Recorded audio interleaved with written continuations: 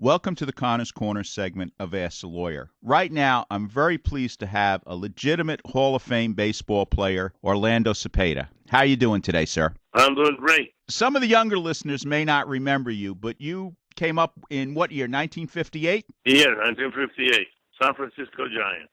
Okay, and that was a great team back then. You had teammate Willie Mays, and you guys went to the playoffs and World Series in 1962, and you were one of the best hitters on the team. What do you remember about that season? That was a great year. We have to wait until the last game of the season. So we tied the Dodgers. Then we had to play a 3-game playoff before, and then we won. Then we played the Yankees in 1962 World Series. And it was 7 games, and Willie McCovey hit a line drive that Bobby Richardson caught. Otherwise, you guys might have won that World Series. You would have won that World Series. Yeah, I was in the batting circle, and then was men on second and third, and McCovey at the plate, so everybody figured out they're going to walk him to pitch to me. Well, they're walking. They pitched to him. Hit a line drive right to Bobby Richardson, right to Bobby, second base. You're playing with the Giants. You have an injury, and they trade you off to St. Louis.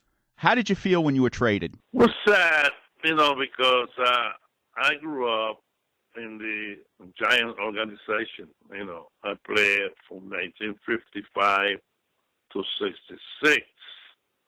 So I love San Francisco so much.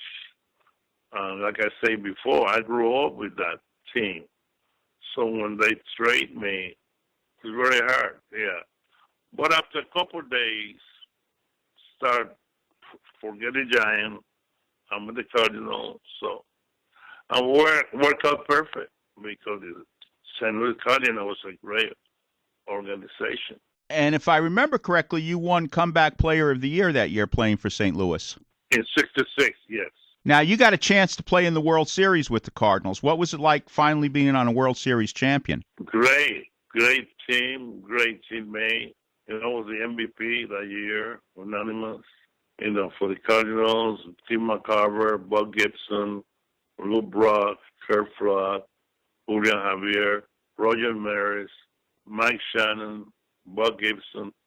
Great team, great teammate, and I enjoy very, very much playing there. Great town, great baseball town. Again, you get traded for Joe Torre a couple of years later to Atlanta. What was it like playing in Atlanta? Yeah, I played with Hank Aaron, Hank, not only he was one of the best players ever played this game. A great teammate, a great friend. Yeah, I enjoyed there. You ended up your career as one of the first of the designated hitters. What did you think about the designated hitter rule at the time? Well, I was confused. I don't know what's going on. And they called me, they asked me. I didn't know what they were talking about. So I enjoyed playing there, too. I got a question to ask you, which I don't think hardly anybody in the audience remembers. But there was the last ball game ever played in the Polo Grounds. Do you remember that game? It was Latin American? Yeah, I remember that day. Who were some of the players in that game? Well, Clemente was there. Tony Oliva was there. Juan Marichal was there. Luis Aparicio was there. Sort of the best Latin players that were there.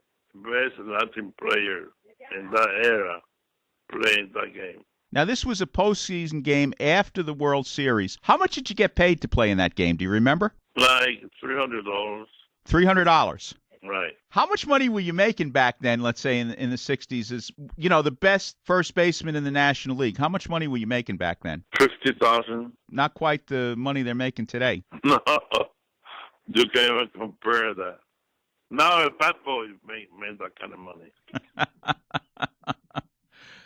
Now, I got a question to ask you. A couple of weeks ago, we had Roger Craig on our show, and we talked a little bit about, I don't know what you would call it, a confrontation you had, the Mets against the Giants, I think 1962. Willie Mays was on second base. You were on first base. What do you remember about that day? I remember, well, what happened was that when we played the Mets the weekend before at the Polo Ground, and Roger hit me.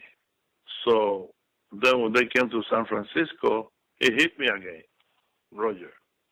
I'm on first base, and I look to second base. I saw Chacon and Willie hitting each other, so I went there to try to help or whatever. So Roger was start running toward second base. I went after Roger, and that happened. Things like that happen. When you're on the field, you're warm, and you want to win, and I remember that very well. Okay, and that was 1962. Yes. If your one accomplishment, the accomplishment you're most proud of from your professional baseball career, what would it be? Well, my first game, the big league, 1958, April 15, 1958. My first All-Star game, the MVP in 67, 66 Comeback Player of the Year, and 1999 Hall of Fame. Going to the Hall of Fame is amazing.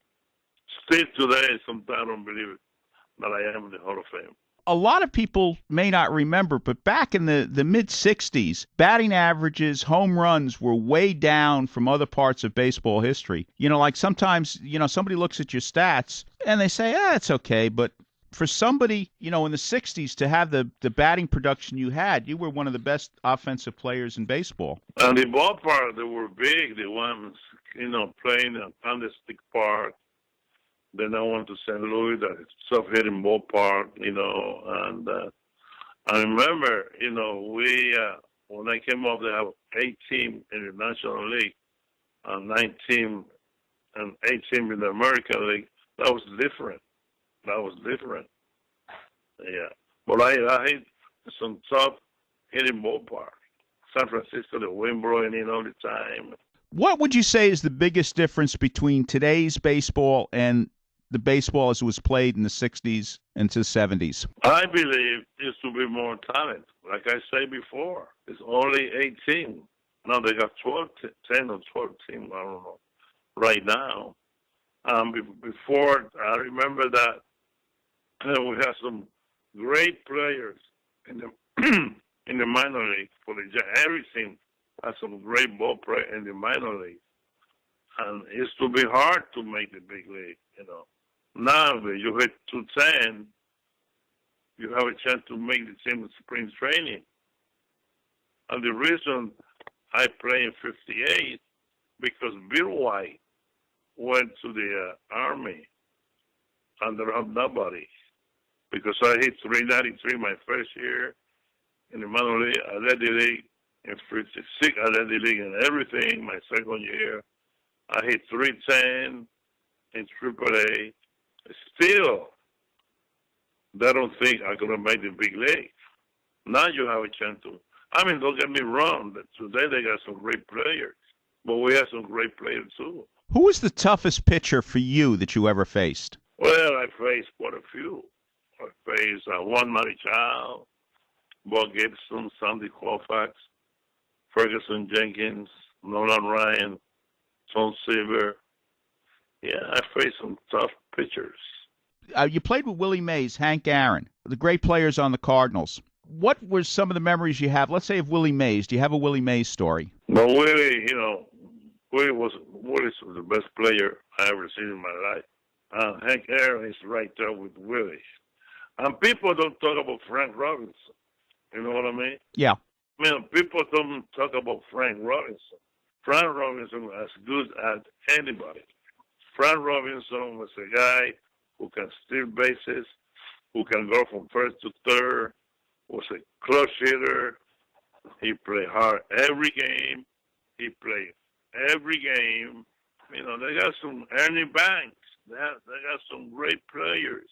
Then that today they make him $20 million a year because they do it all. You take Juan Marichal with 20 games every year, 25 games. He's going to start young. So I played with some great players. I saw some great player play ball. Great ball player. Ike Kali, Mickey Mantle, Roger Maris, great Brooke Robinson, Luis Aparicio. If I keep going and going and going and going, And they don't have TV in those days. They have the game of the week. Now they have every game on TV today. That's why they're making more money today. Right. People in that era, they only knew Mickey Mantle, Woody Mays. But, some other, like I said before, Frank Robinson, Ike Kaline, Luis Aparicio. Those people can play the game of baseball. Now, what are you doing with yourself today? Retire. I work for the Giants. What do you do for the Giants? Nothing. I guess that's a good job to have. I hope you enjoy it. I do some. I go there. I go to spring training. I do charity things on the city in San Francisco. Whatever they ask me to do, I do it. Thank you for sharing your thoughts on history, baseball history, with our audience. We, wish you well and continued success in the rest of your career. Thank you very much. Thank you very, very appreciate that. Thank you, Orlando.